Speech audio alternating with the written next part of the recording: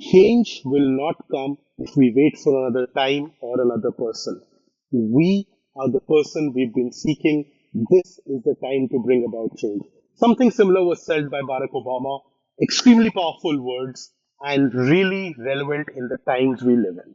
Remember the love bug scam or the Kenyan president? Well, that was the internet of the past.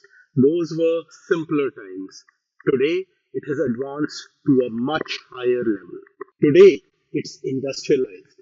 Welcome to Fraud as a Service, or FaaS, powered by generative AI. We are talking about sophisticated scam kits, voice clones, real time deepfake videos, all created and generated on the spot.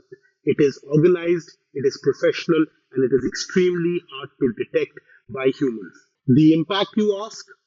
Global deepfake fraud has skyrocketed 2,000% just in the last 3 years. And the barrier to entry is becoming so low that even teenagers or non tech folks can create these highly sophisticated malicious content which is being used for fraud.